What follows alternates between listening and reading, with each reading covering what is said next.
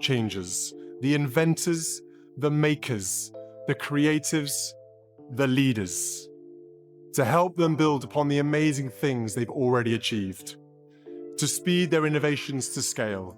Prince George's future as king is in jeopardy after a shocking discovery inside Windsor Castle. Hidden DNA results, sealed by Queen Elizabeth herself over a decade ago, have just been uncovered, and they could rewrite the royal bloodline forever. At the Centre for Early Childhood, we believe that we must do all we can to create the conditions for love to flourish. That is how we invest in our future. Every child deserves respect and safety, and everyone who cares deserves recognition and appreciation. Panic has gripped the palace, top officials are scrambling, and the question on everyone's mind, could George be stripped of his future throne? The secrets the Queen tried to bury are finally out, and the royal family may never recover from the fallout. Deep within the restricted areas of Windsor Castle, a discovery was made that immediately captured the attention of the royal household. It happened on the morning of Tuesday, November the 26th, 2025, during a routine archival inventory that had been scheduled months in advance. The room in question was not one normally open to visitors or staff. It was a secure vault, deep within the castle, designed specifically to house documents and materials considered too sensitive or valuable for standard storage. Access to this space required authorization from the Master of the Royal Archives and the presence of at least 2 senior staff members. These protocols were established to ensure that nothing of importance could be removed or examined without proper oversight. The archivist responsible for this particular day's work was a woman who had served the royal family for 17 years, someone whose experience and trustworthiness made her uniquely qualified to handle delicate materials. She was tasked with cataloguing and updating digital records to reflect the physical holdings of the vault. Her work was methodical and precise, reflecting years of training and familiarity with the archival system. It was during this process that she came across an envelope that had not appeared on any prior inventory lists. The envelope was substantial, made of heavy cream-coloured paper, and bore a seal that immediately marked it as extraordinary. The seal was Queen Elizabeth's personal insignia, impressed in red wax, a mark the late Queen used only for documents she considered extremely private and important. Understanding the significance of the seal, the archivist recorded the discovery in her log and contacted the Master of the Royal Archives. Within 20 minutes, he arrived to inspect the envelope. Given its provenance and the absence of any specific instructions to leave it sealed indefinitely, the decision was made to open it. The contents, when revealed, were immediately alarming. The envelope contained a set of DNA test results, accompanied by laboratory documentation dated March of 2013. These tests had been ordered under confidential reference numbers, rather than names, but the documentation indicated that they concerned members of the immediate royal family. The results themselves included detailed genetic analyses and marker comparisons. There was also a summary section that raised questions neither the archivist nor the master was qualified to interpret fully, but both recognized the potential significance of what they were seeing. Within minutes, the palace's emergency protocols were activated. The Master of the Royal Archives contacted Lord Chamberlain, the official responsible for managing the royal household's operations. The Lord Chamberlain instructed that the vault be secured immediately and that no one else be allowed access. The discovered documents were to be brought directly to his office without being copied, photographed, or discussed with anyone else. By mid-morning, 3 senior palace officials had gathered in a secure room to examine the DNA results. They sought guidance not only on their technical meaning, but also on the implications for the royal family. Private physicians who had long advised the royal household were consulted to provide context for the genetic markers and testing methodologies documented in the results. What quickly became clear was that the tests had been conducted to establish or verify bloodline connections within the family. The results had revealed something significant enough that Queen Elizabeth had chosen to seal them away, rather than act upon or destroy the information. The reasons for this decision remained unclear. Why the DNA results had been hidden for over 12 years, instead of being destroyed if considered dangerous or acted upon if revealing important truths, was a question that troubled everyone who learned of the discovery. The absence of instructions on whether or when the envelope should be opened suggested that the Queen herself had not fully resolved how to handle the knowledge contained within. Once the discovery became known, the urgency escalated rapidly. Notifications were sent to King Charles, Prince William, and the most senior constitutional advisors. By the afternoon of November the 26th, an extraordinary meeting had been scheduled for the following morning at Windsor Castle. Only a small group of people would be involved, those who needed to decide how to handle information that had the potential to destabilize both the family and public confidence in the monarchy. The documents were placed in a new sealed container, this time with explicit instructions about who could access them and under what circumstances. Additional protocols were implemented to secure the vault, and the handful of people aware of the discovery were sworn to absolute secrecy. It was understood that if news of the DNA results leaked before the royal family had decided on a course of action, the resulting scandal could far exceed anything the monarchy had faced in modern history. While the procedural response unfolded, the nature of the documents themselves began to take shape. The tests had been conducted at one of Britain's most reputable private medical laboratories, and the accompanying paperwork was thorough, following standard scientific protocols. The analysis included multiple samples and had been reviewed by senior geneticists to ensure accuracy. These measures confirmed that the results were reliable and not the product of error or contamination. At the same time, it was immediately evident that the findings raised questions about the family's genealogy that were both sensitive and complex. The fact that the results were sealed indicated that Queen Elizabeth had considered them highly private and potentially disruptive. The Queen's decision to commission such tests reflected a pragmatic approach to difficult questions. Documents discovered alongside the DNA results suggested that the Queen had long-standing private concerns about certain family relationships. Advances in genetic testing made it possible to investigate questions that previous generations could only speculate about. It appeared that the Queen sought clarity about issues that might have consequences for the continuity and legitimacy of the monarchy. Her approach, however, was cautious. She chose not to act immediately on the results, nor did she destroy them. Instead, she opted to preserve the information, leaving it sealed and undisclosed to future generations until a situation arose that might require its review. By the end of the day, the discovery had set in motion a carefully managed chain of actions designed to control access and maintain secrecy. The Master of the Royal Archives maintained detailed records of the envelope's handling, and the documents themselves were transported under the highest security measures. Only the most trusted advisors were aware of the contents, and even within that circle, access was tightly controlled. Every precaution was taken to ensure that the information would not escape into the public domain, where it could provoke speculation or controversy. The first stage of this unfolding situation was remarkable not just for the content of the discovery, but also for the disciplined response it triggered. Procedures that had been in place for decades functioned as designed, allowing the royal household to manage the discovery of extremely sensitive material while preventing premature disclosure. The level of professionalism demonstrated by the archivist, the Master of the Archives, and senior officials ensured that the DNA results could be assessed without risking public panic or media intrusion. Yet the discovery itself, sealed for over a decade and hidden from everyone except a select few, marked the beginning of a situation with far-reaching implications for the royal family and the institution it represented. It was within this tightly controlled context that the story of the DNA results truly began. The envelope, sealed with Queen Elizabeth's personal mark, contained information that would challenge assumptions about genealogy, continuity, and the very principles of hereditary succession. The discovery demonstrated not only the foresight of the Queen in anticipating future questions about lineage, but also the extraordinary measures the royal household was prepared to take to protect sensitive information. This first chapter of events, beginning with a routine archival inspection and ending with heightened security protocols, set the stage for a crisis that would ripple through Windsor Castle and beyond, affecting decisions at the highest levels of the monarchy. Once the DNA test results from the sealed envelope were in the hands of palace officials, their full implications began to emerge.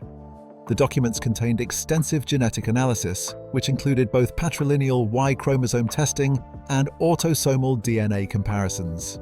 These analyses were designed to confirm or verify biological relationships among members of the royal family and, ultimately, to ensure the continuity of the family line.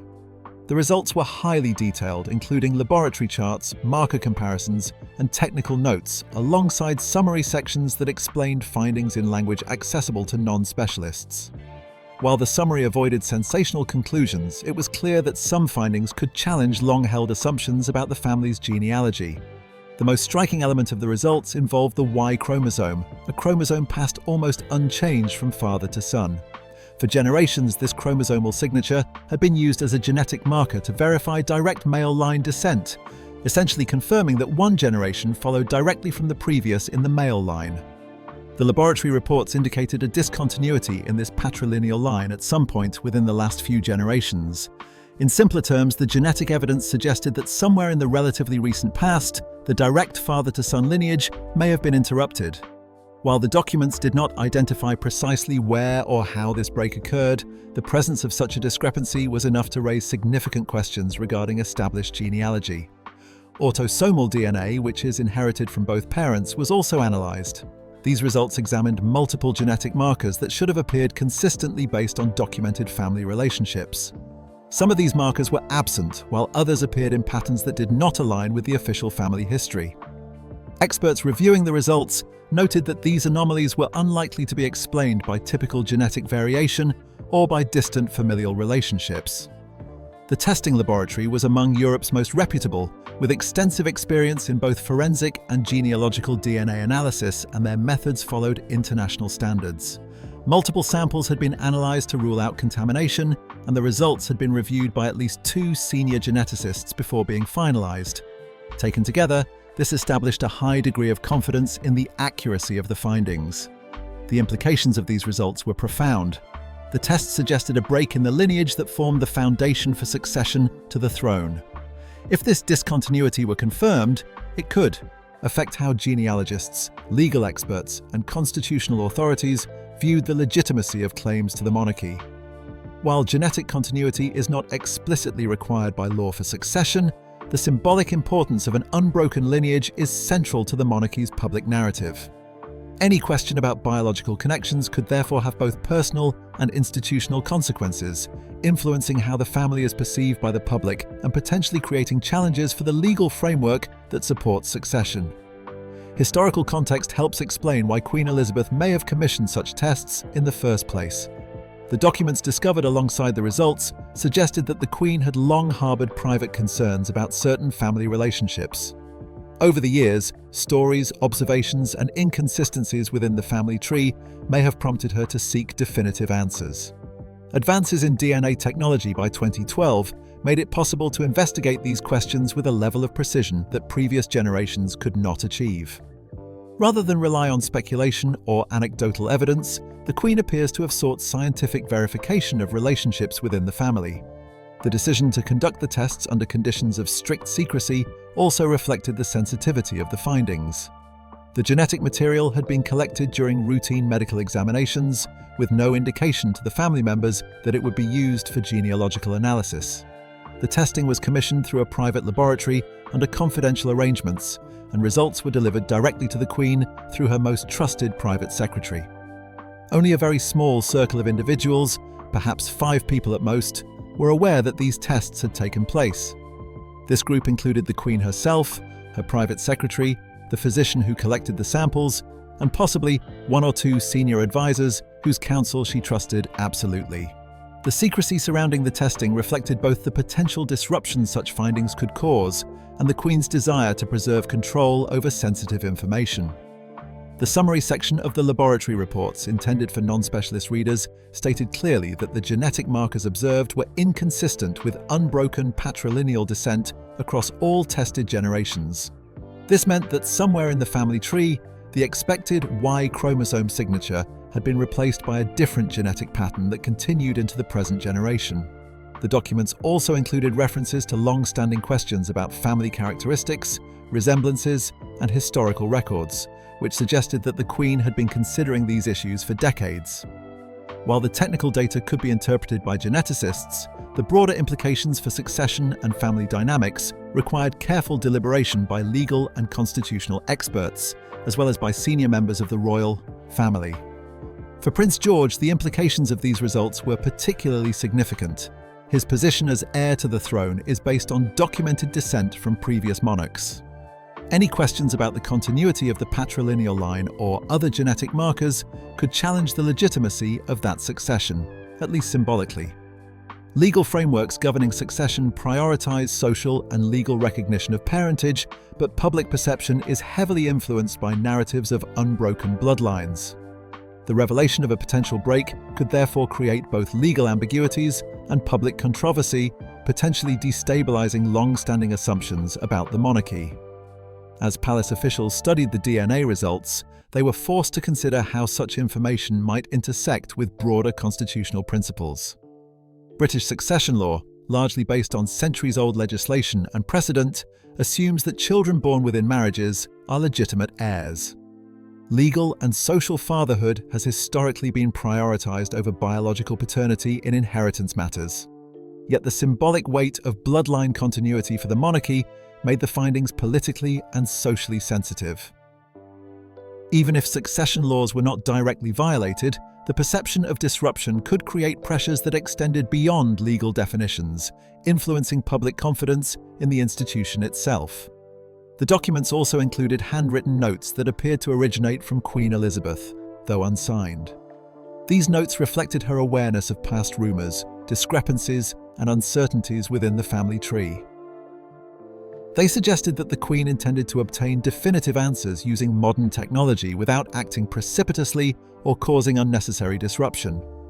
By sealing the results, she effectively created a record for future consideration while deferring immediate action. This approach allowed her to balance the need for clarity with the potential risk of destabilizing both family relationships and public trust in the monarchy. As experts reviewed the results, it became evident that the findings could not be dismissed as errors or anomalies. Multiple samples had been collected and verified, and the laboratory's methodologies were consistent with international standards for genetic testing. The results pointed to genuine discrepancies in the family's genetic history, raising questions that had never before been formally documented. These findings were particularly significant because they intersected with the principles underpinning hereditary monarchy, where unbroken succession has both legal and symbolic importance. The discovery of these results also highlighted the extraordinary foresight of the Queen in considering potential future scenarios. By commissioning the tests and ensuring their confidentiality, she created a mechanism to address questions that might arise after her death. The secrecy of the results preserved options for future generations while protecting the family from immediate exposure to controversy. The documents made clear that the Queen valued factual knowledge over speculation, but also recognized the responsibility to manage sensitive information prudently. In conclusion, the DNA results uncovered at Windsor Castle were not only scientifically significant, but also institutionally consequential. They suggested anomalies in both patrilineal and autosomal DNA, raising questions about the continuity of the royal bloodline. The Queen's decision to seal the results reflected an awareness of the potential impact on the monarchy and the family. By preserving the information while deferring action, she allowed future generations to respond thoughtfully to complex questions. The discovery of these documents by palace archivists marked the beginning of a situation with far-reaching implications for the family, the succession, and the broader institution of the British monarchy. It was a scenario where scientific data intersected with centuries of tradition, creating a delicate and unprecedented challenge that demanded careful consideration, discretion, and planning. The moment the DNA results became known to the immediate members of the royal family, the weight of their implications was felt immediately. On the evening of Wednesday, November 27, 2025, Prince William received a briefing that began as routine but quickly revealed itself to be anything but. His private secretary, maintaining formal protocol, explained that documents had been discovered at Windsor Castle, sealed for more than a decade, and that they contained DNA test results ordered by Queen Elizabeth over a decade ago. These results raised questions about the continuity of the family's bloodline, a revelation that carried implications not just for historical accuracy, but for the very foundation of the line of succession. William's first reaction was one of disbelief, mixed with anger. He demanded to know why such tests had been conducted without his knowledge, who had authorized them, and precisely what the results indicated. The secretary provided a carefully summarized explanation, drawing on documents prepared by palace officials, and it quickly became clear to William that the situation was deeply serious. The findings suggested potential disruptions in the patrilineal lineage, meaning that somewhere in recent generations, the direct male line might not have been continuous as previously believed. For a man who had grown up with an unbroken understanding of his place in the monarchy, this was both shocking and deeply unsettling. Approximately 20 minutes later, William contacted his wife, Catherine, to bring her into the discussion. When she arrived in his private sitting room, the seriousness of the situation was immediately evident from his expression. The explanation, when it came, seemed almost surreal.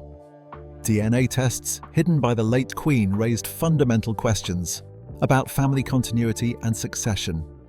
For Catherine, the immediate concern was not abstract legalities or historical questions, but the impact on their son, Prince George. At 12 years old, George had been raised with the understanding that he would one day be king. His identity and sense of purpose were closely tied to this expectation, and any suggestion that his claim to the throne might be uncertain threatened to upend everything he had been taught. The following evening, William insisted on meeting King Charles directly, rather than waiting for the scheduled emergency meeting. By 8:30, the three of them were gathered in Charles's private study at Clarence House. The atmosphere was tense, characterized by a mix of professional formality and palpable personal concern. Charles, who had already begun consulting with constitutional experts, listened carefully as William and Catherine explained the situation. The emotional stakes were clear. The family was grappling with unprecedented information that had implications for both the monarchy as an institution and for the personal futures of its members. Questions arose immediately. If there had been a break in the patrilineal line, when had it occurred? Was it in Charles's generation, in William's, or in an earlier generation? Each possibility carried distinct consequences. If Charles's biological father was not who historical records claimed, his right to the throne could be questioned. If William's parentage were in doubt, George's claim would likewise be uncertain. Even if the break occurred further back, the symbolic and historical narrative of an unbroken royal lineage would be affected. These considerations were not merely theoretical. They had practical implications for how the family presented itself publicly, how advisors would plan for the future, and how succession might be managed in legal and constitutional terms. Catherine's response was shaped by her role as a mother and the immediacy of concern for her son.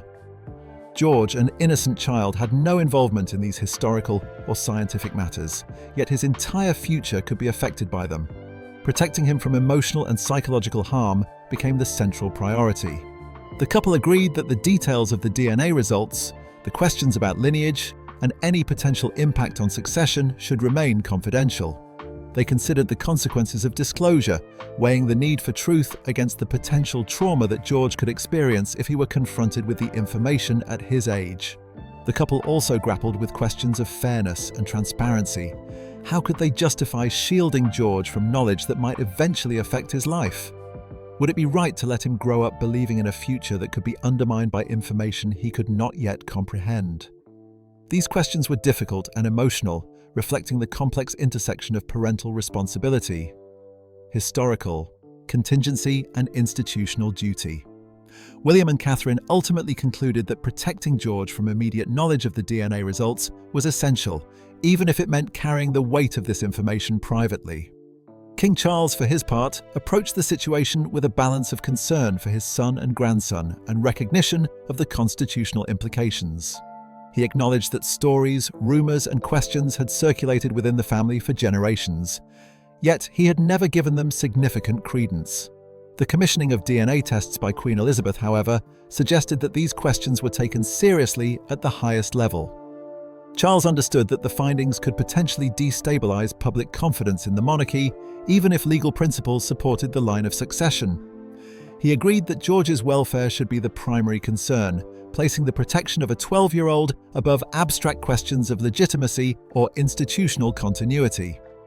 During late-night discussions, the trio examined various scenarios. One possibility was that the results could remain secret indefinitely, with constitutional experts providing reassurance that succession was legally secure. Another option was to inform Parliament privately, clarifying that legal recognition of parentage outweighed any genetic evidence, thereby maintaining George's claim while controlling the narrative.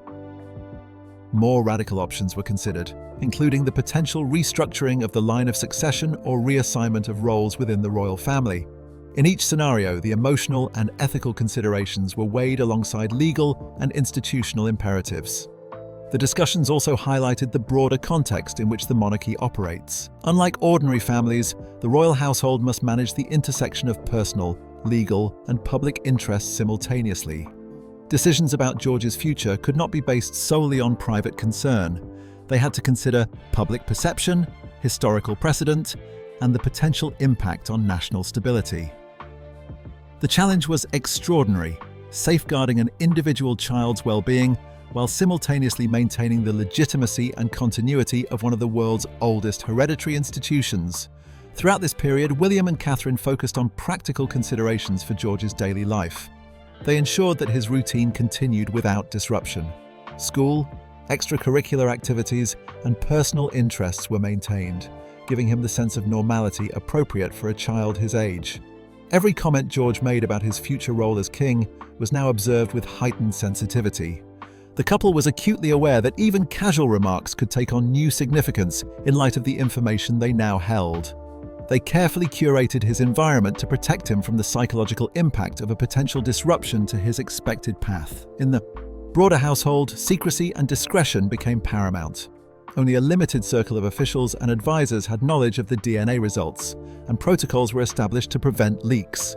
Every action, from handling documents to arranging meetings, was undertaken with consideration of both security and confidentiality.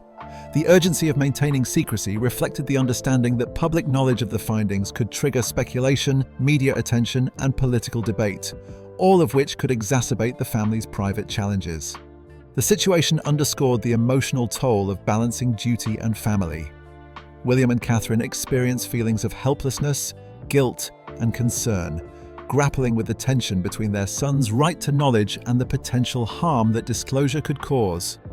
They were aware that decisions made during this period would have lasting consequences, not only for George, but for the broader perception of the monarchy. Their approach was guided by a single guiding principle: the immediate protection of their child's well-being. The intensity of this period reflected the unique pressures faced by a royal family. Decisions that might otherwise be private had national significance. The discovery of the DNA results forced the family to confront complex questions of legitimacy, history, and expectation while maintaining the outward appearance of normality. The emotional strain was compounded by the need to act swiftly, thoughtfully, and discreetly. Every conversation, meeting, and decision was informed by the awareness that the ramifications extended far beyond the private sphere. By the end of the first week following the discovery, William, Catherine, and Charles had developed a shared understanding of priorities. George's protection was paramount. Legal and constitutional issues would be addressed in parallel, but the child's welfare took precedence. This approach demonstrated both the humanity and prudence of the family, balancing emotional responsibility with institutional duty. The discovery of the DNA results had introduced uncertainty, but it also reinforced the commitment of the family to safeguard their youngest member while managing the extraordinary circumstances imposed by the revelation. The unfolding situation revealed a delicate intersection of science, family, and institution. Genetic evidence had the potential to challenge centuries-old assumptions, yet the immediate concern was not abstract legitimacy, but the protection of a child. William and Catherine's response illustrated the human dimension of the crisis, showing how even those at the pinnacle of public life face deeply personal ethical dilemmas. In navigating this period, the family demonstrated a careful balance between discretion, foresight, and empathy, recognizing that the choices made in these early days would shape not only George's future, but also the public perception and long-term stability of the Seanan monarchy itself. Following the discovery of the DNA results at Windsor Castle and the immediate family response, palace officials quickly turned their attention to the broader constitutional and institutional implications. The British monarchy operates within a complex legal and historical framework that relies heavily on both tradition and precedent. The Act of Settlement, passed in 1701, established the succession through Sophia of Hanover and her Protestant descendants, and this legislation has underpinned the monarchy for more than 3 centuries. It assumes continuity of lineage, legitimacy of heirs, and the legal recognition of children born within marriage. The discovery of potential discontinuities in the royal bloodline raised unprecedented questions, not only about the personal identities of family members, but also about the foundations of the monarchy itself. Legal experts were called in almost immediately to assess the potential ramifications. These included the Attorney General, prominent barristers with experience in sensitive royal matters, and constitutional law professors from Oxford and Cambridge. Their task was to provide clarity on how the law would interpret a situation where genetic evidence suggested possible breaks in the paternal line. Traditionally, British law has prioritised legal and social recognition of parentage over biological parentage in inheritance and legitimacy matters. Children born within a marriage are presumed to be the legitimate offspring of the husband, and this presumption carries substantial weight. In the context of the monarchy, these principles offered some reassurance. Even if the DNA results indicated anomalies, legal recognition could maintain continuity of succession. However, legal reasoning alone could not address the broader social and political implications. Public perception plays a crucial role in the monarchy's stability. The symbolic value of an unbroken royal bloodline has been central to the institution for centuries. The revelation that genetic evidence might contradict official records could provoke widespread debate and potentially undermine confidence in the monarchy, regardless of the technical legality of succession. Republican movements could seize upon such evidence to argue for abolition of hereditary monarchy, and even devoted monarchists might struggle to defend the institution if public trust were shaken by confirmation of long-standing rumours. The palace therefore faced a dual challenge: managing the constitutional issues and controlling the narrative. Discussions were held about whether to preemptively disclose the DNA results or to maintain strict confidentiality. One faction argued that transparency could allow the monarchy to frame the story on its own terms, explaining that legal legitimacy and social recognition take precedence over genetic verification. Such an approach would aim to limit speculation and establish a controlled narrative. However, another faction, which ultimately prevailed, argued that any disclosure would be inherently destabilizing. Even carefully worded statements acknowledging the tests would validate conspiracy theories and bring private family matters into public debate, potentially creating a crisis without resolution. Silence, it was decided, was the safest course of action, at least in the short term. To implement this strategy, palace protocols were intensified. The physical documents containing the DNA results were moved from Windsor Castle to an even more secure location, accessible only to 3 people: King Charles, the Lord Chamberlain, and the Master of the Royal Archives. Digital records of the discovery were deleted, with only a single encrypted backup retained in the King's personal safe. Personnel involved in the initial discovery or briefed on the results were reassigned to roles limiting their access to sensitive areas, a measure described publicly as routine rotation, but designed to reduce the risk of leaks. Throughout this process, every step was taken to ensure that the circle of knowledge remained extremely small, recognizing that even a hint of information reaching the media could escalate the situation dramatically. The strategy extended beyond physical security to include legal and constitutional contingency planning. Constitutional experts advised on possible scenarios, ranging from complete suppression of the information to limited parliamentary disclosure without public acknowledgement. They emphasized that, under existing law, the monarchy's succession would not automatically be invalidated by genetic findings. Legal and social fatherhood remained the primary determinants of legitimacy, providing a measure of protection for Prince George's future claim. Nonetheless, the potential for public debate and political intervention remained significant, requiring careful planning to mitigate risks. The palace also considered the emotional and psychological dimensions of the crisis. Prince George, unaware of the situation, continued his daily routine, attending school, participating in activities, and living as a normal 12-year-old as much as circumstances allowed. William and Catherine were committed to shielding him from knowledge of the DNA results, recognizing that the emotional impact of learning about potential disruptions to his future role could be profound. Every decision about disclosure, succession planning, or public communication was filtered through the lens of protecting George's well-being. His parents balanced the demands of institutional responsibility with parental instincts, navigating the tension between transparency, duty, and protection. Multiple contingency scenarios were discussed within the palace. The most conservative approach assumed the results could remain entirely confidential, allowing George to continue on his current path to kingship without disruption. Constitutional experts would provide private reassurance that legal and social recognition maintained his claim while the genetic anomalies remained a family secret. A second scenario involved limited disclosure to Parliament, establishing legal certainty regarding succession while avoiding public discussion of the genetic evidence.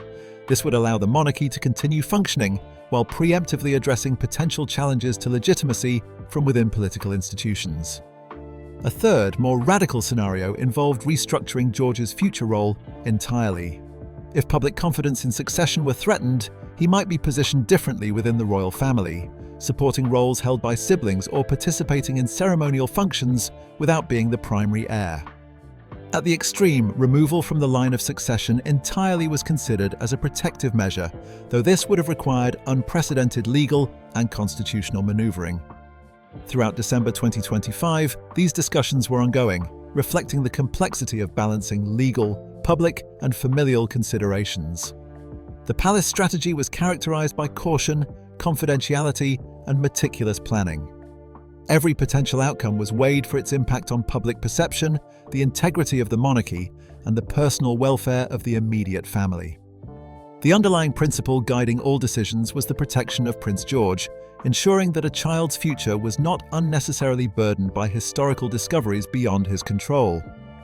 The crisis also highlighted the intersection of science and tradition. The monarchy, an institution rooted in centuries of ritual and precedent, was now confronted with modern genetic evidence capable of challenging historical assumptions. DNA testing, a technology unavailable when foundational succession laws were written, introduced new variables that had never been considered in constitutional debates. The palace faced the challenge of integrating scientific evidence with centuries of legal tradition, finding a path that preserved the institution while respecting historical and familial realities. The unprecedented nature of the situation required a combination of prudence, discretion, and forward-looking strategy. Beyond the legal and institutional concerns, the situation underscored the symbolic significance of continuity and narrative. The monarchy relies not only on legal legitimacy, but on the public perception of an unbroken lineage, the story of inheritance and duty passed from one generation to the next. The DNA results, by raising questions about the historical narrative, threatened to disrupt that perception. Palace officials recognized that the crisis was not merely about technical legality, but about the confidence and trust of the public. Managing the narrative became as critical as managing the legal realities, and every decision was made with an acute awareness of the potential for media scrutiny, public debate, and political challenge. In addition to public and legal considerations, the palace had to contend with the internal dynamics of the family. King Charles, Prince William, and Catherine worked closely together to ensure that decisions were coordinated, thoughtful, and aligned with the broader strategy of protection and discretion. Even extended family members, while not directly involved in decision-making, were understood to have a vested interest in maintaining the confidentiality and integrity of the process. The handling of the situation demonstrated both the complexity of royal family governance and the importance of trust, secrecy, and collaboration within an institution that operates simultaneously as a family, a public symbol, and a constitutional entity. As the immediate crisis unfolded, it became evident that the discovery of the DNA results had created a multi-layered challenge, blending historical precedent, legal ambiguity, scientific evidence, and human emotion. The palace's response reflected a carefully calibrated balance between caution and decisiveness, aiming to protect both the monarchy and the individuals involved. While the documents themselves were only a single piece of evidence, their significance extended far beyond their content, touching on questions of legitimacy, narrative, public perception, and the continuity of one of the world's most enduring institutions. In summary, the discovery of the sealed DNA results presented a profound challenge to the British monarchy. Legal experts confirmed that succession laws prioritize social and legal recognition of parentage, offering reassurance, but public perception, political pressures, and symbolic considerations required extraordinary discretion.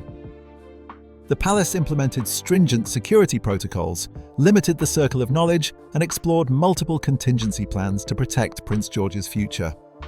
The crisis highlighted the intersection of science, tradition, and family, revealing the delicate balance required to maintain stability in an institution deeply rooted in history, yet confronted with modern realities. The careful management of this unprecedented situation would determine not only the immediate well-being of the next generation, but also the long-term resilience and legitimacy of the monarchy itself.